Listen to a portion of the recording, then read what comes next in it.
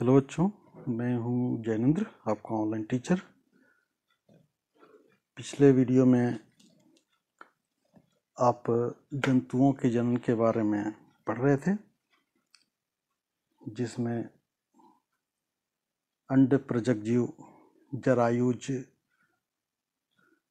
जनन के प्रकार, मुकुलन, द्विविखंडन, लैंगिक जनन और अलैंगिक जनन के बारे में पढ़े थे और साथ ही निषेचन क्या है इसके बारे में पढ़ चुके थे। तो आज आप पढ़ेंगे निषेचन के प्रकार। निषेचन वह प्रक्रिया थी जिसमें अंडाणु और शुक्राणु संलयन होकर और युग्मनज का निर्माण करते हैं और युग्मनज विकसित होकर के और जीव बनता है। तो निषेचन जो प्रक्रिया है वो जनन की प्रारंभिक प्रक्रिया है और ये दो प्रकार की होती है। इसके दो प्रकार हैं, जिसमें पहला है आंतरिक निषेचन। आंतरिक निषेचन जो कि मादा के शरीर के अंदर होता है, और दूसरा है बाह्य निषेचन जो कि मादा के शरीर से बाहर निषेचन हो जाता है, उसको बाह्य निषेचन कहते हैं। तो इस प्रकार निषेचन के दो प्रकार हैं, दोनों प्रकार को बारी बारी से पढ़िए। जैसे पहला हो गया आंतरिक निषेचन, और वह निषेचन जिसमें अंडाणु और शुक्राणु का संलयन मादा के शरीर के अंदर होता है, आंतरिक निषेचन कहलाता है। जैसे उदाहरण के लिए मनुष्य है, जिसके शरीर के मादा के शरीर के अंदर निषेचन होता है। उसी तरह गाय, बकरी या अन्य जितने भी जंतु हैं, सभी मादा के शरीर के अंदर निषेचन हो जाता है। इसीलिए उस तरह के जीवों में आंतरिक निषेचन होता है। और दूसरा है बाह्य निषेचन, जिसमें निषेचन की प्रक्रिया मादा के शरीर के बाहर होता है, उसे बाह्य निषेचन कहते हैं। जैसे मेंढक है या मछली मुख्य रूप से, ये दो जो जीव हैं उसमें बाह्य निषेचन होता है। बाह्य निषेचन में मादा मेंढक एक साथ सैकड़ों अंडे जमी हुई पानी पर दे देती हैं, जिसमें नर मेंढक अपने शुक्राणुओं द्वारा उसे निषेचित करते हैं। जैसे ही कोई जलाशय वगैरह में ये बहुत सारे छोटे छोटे जो अंडे होते हैं मछलियों के या मेंढक के, और इन्हीं मेंढक के ऊपर एक जेली के रूप में और नर जो जीव होते हैं, नर मेंढक हो गया या नर मछली हो गई, वो अपने शुक्राणु इन अंडों पर निर्मोचित कर देते हैं। और जो अंडे होते हैं वो जेली के रूप में एक परत के साथ जुड़ी रहती है, परंतु फिर भी जल की गति, वायु तथा वर्षा से प्रभावित होकर कई अंडे बह जाते हैं। कुछ अंडों को दूसरे जलीय जीव खा जाते हैं। बचे हुए अंडों से मेंढक बनने की प्रक्रिया में कई अवस्थाओं से गुजरना पड़ता है, और अंडा से निकलने वाला जीव जो मेंढक की प्रक्रिया है, तो जो अंडा से निकलने वाला जीव एक मछली की तरह दिखता है, एक मछली की तरह दिखता है जिसके पूंछ होते हैं।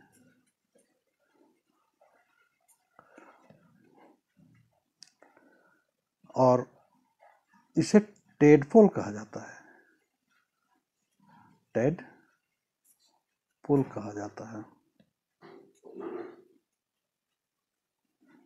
और टेडपोल धीरे धीरे जब विकसित होते हैं तो उसके पूंछ गायब हो जाते हैं और वह वयस्क मेढक बन जाता है। तो इस प्रकार वयस्क जो टेडपोल है, टेडपोल से वयस्क मेढक बन जाने की जो प्रक्रिया है वो कायांतरण कहलाता है। तो इसको लिख सकते हैं, कायांतरण क्या है, लिख लीजिए, कायांतरण क्या है। तो टेडपोल जो कि मेढक के शिशु मेढक भी कह सकते हैं, ये शिशु मेढक यानी टेडपोल से वयस्क मेढक बनने की प्रक्रिया कायांतरण कहलाता है। बिल्कुल सिंपल है, याद रखने की जरूरत है, कायांतरण कहलाता है। तो इस प्रकार से मेंढक अंडों से बच्चे निकलते हैं और बच्चे फिर एक प्रक्रिया के दौरान वयस्क बन जाते हैं जो कि कायांतरण कहलाता है। अब हम लोग आते हैं जो लैंगिक जनन है। लैंगिक जनन जब गर्भाशय में जैगोट या युग्मनज स्थापित हो जाता है तो उसको कहते हैं भ्रूण। और भ्रूण का परिवर्धन कैसे होता है इसके बारे में थोड़ा सा जान लीजिए। तो आप पिछले भाग में पढ़े थे कि मनुष्यों में शुक्राणु तथा अंडाणु का आंतरिक निषेचन होता है जिसके फलस्वरूप युग्मनज बनता है और यह युग्मनज मादा के गर्भ में वृद्धि करके भ्रूण में बदल जाता है। तो यहाँ लिख लीजिए कि क्या कह सकते हैं, सीधा निषेचित अंडा कहिए या युग्मनज मादा के गर्भाशय में विकसित होकर भ्रूण बनता है, भ्रूण में बदल जाता है।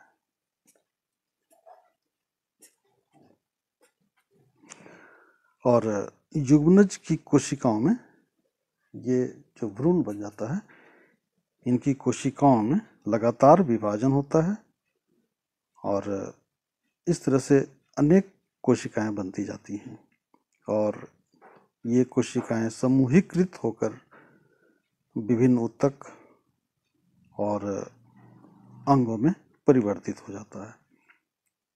और ये जो विकसित संरचना होती है वही कहलाता है भ्रूण। गर्भाशय में भ्रूण निरंतर विकसित होता रहता है और धीरे धीरे इसमें विभिन्न शारीरिक परिवर्तन होते हैं।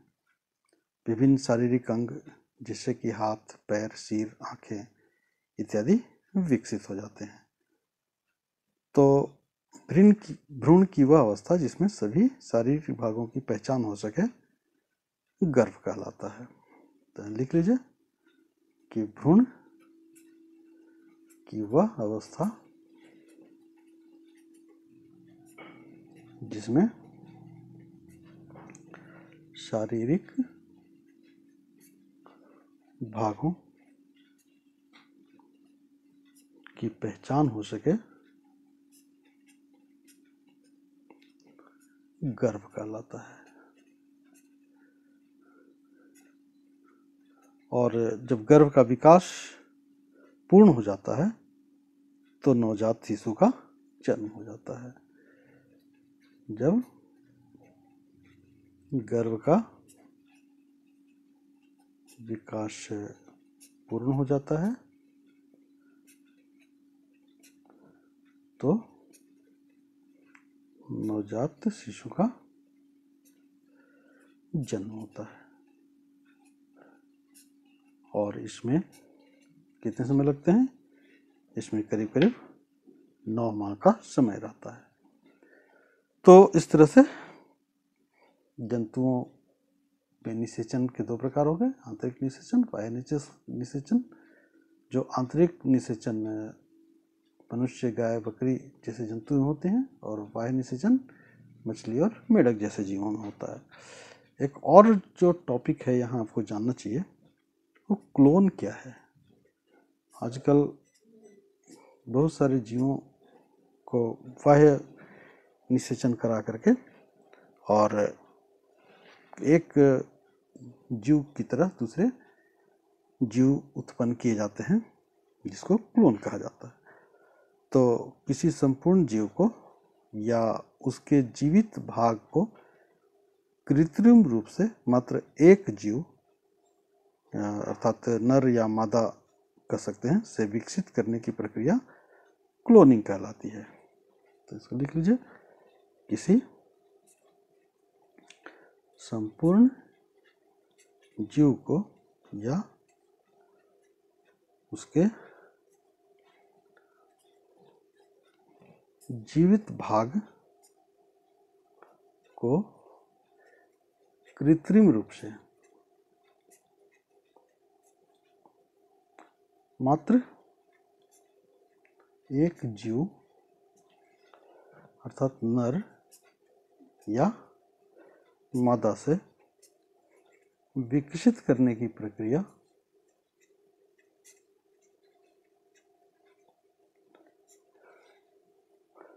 क्लोनिंग कहलाता है। क्लोनिंग कहलाता है।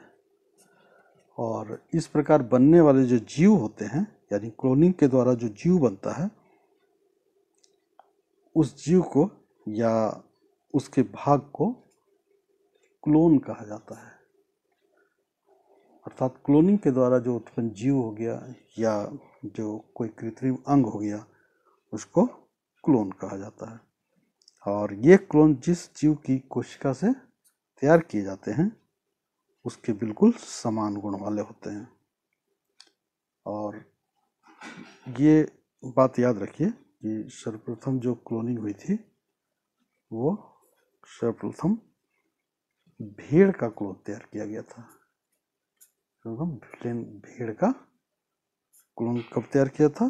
5 जुलाई 1996 को पहला क्लोन तैयार किया गया था और उसका नाम रखा गया था,